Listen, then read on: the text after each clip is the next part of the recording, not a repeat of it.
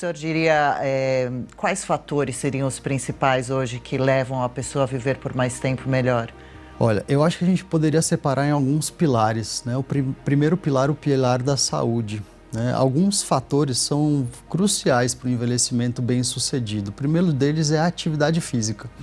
Então, fazer atividade física, tem já um monte de estudos publicados, estudos populacionais, dizendo que você não ser sedentário, você já reduz sobremaneira o aparecimento de doenças, ou se você já tem alguma doença, o agravamento, né? O melhor prognóstico que a gente fala, que é a evolução a longo prazo dessas doenças, né? E a atividade física, à medida que a gente vai envelhecendo, cresce a importância do treinamento de força, da musculação, como a gente conhece, porque quando a gente vai ficando mais velho, a gente vai perdendo alguns tipos específicos de fibras musculares que diminuem a nossa capacidade de gerar forças.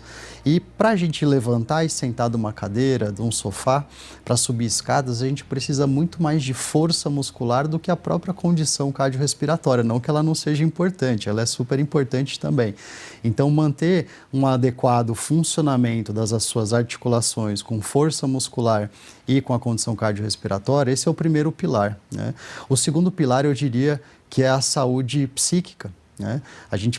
O cérebro também envelhece. Uma coisa muito interessante, que antigamente já se tinha um paradoxo de que somente a gente conseguiria reproduzir os nossos neurônios nas idades mais jovens. E hoje a gente sabe, com pessoas até muito longevas, acima de 90 anos, você tem uma neurogênese, você tem o aparecimento de novos neurônios. Opa. Então é muito importante, né, para evitar o declínio, né, a diminuição cognitiva das nossas capacidades e faculdades mentais com o envelhecimento, que se treine esse cérebro também, assim como o músculo, né?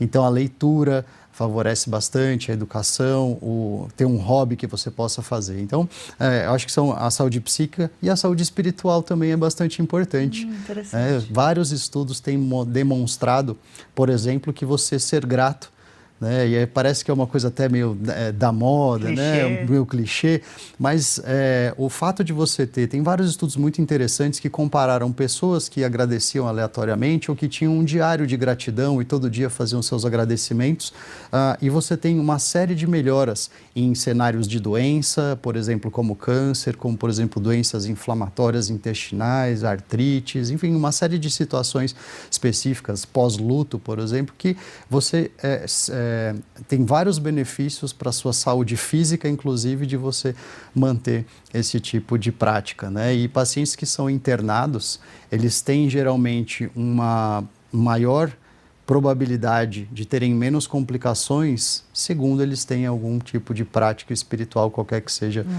a crença deles. Então isso é muito importante, né? Abraçar o envelhecimento como um processo continuado. Eu falo que envelhecer é que nem você cultivar um jardim.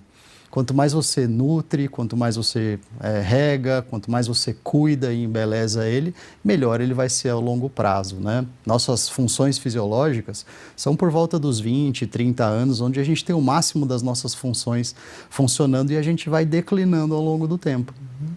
Agora, o declínio, essa ladeira, ela pode ser tanto mais íngreme, quanto menos íngreme, né? A gente vai perder, né? Envelhecer é necessário, envelhecer é bonito, né? A gente tem que abraçar o envelhecimento e, de novo, não precisa perder a qualidade de vida, né? A madurança tem todas as suas belezas. Então, à medida que o tempo vai passando, que se você cuida desse jardim, como se você estivesse subindo numa montanha, melhor vai ser a sua vista ao longo prazo. É claro que em determinados cenários acontece uma doença, você precisa fazer uma cirurgia, você teve um acidente e eventualmente essa inclinação da ladeira pode piorar.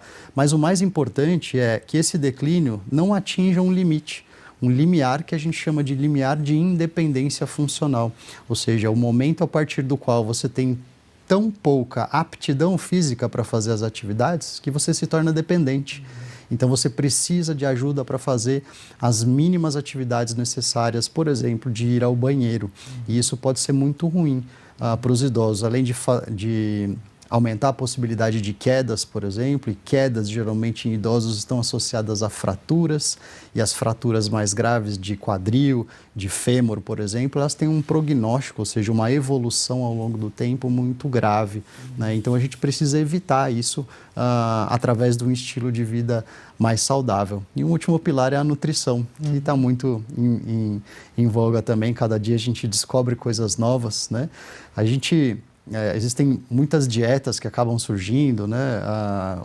Populações que são mais longevas, mas todas elas têm uma coisa muito importante em comum, né?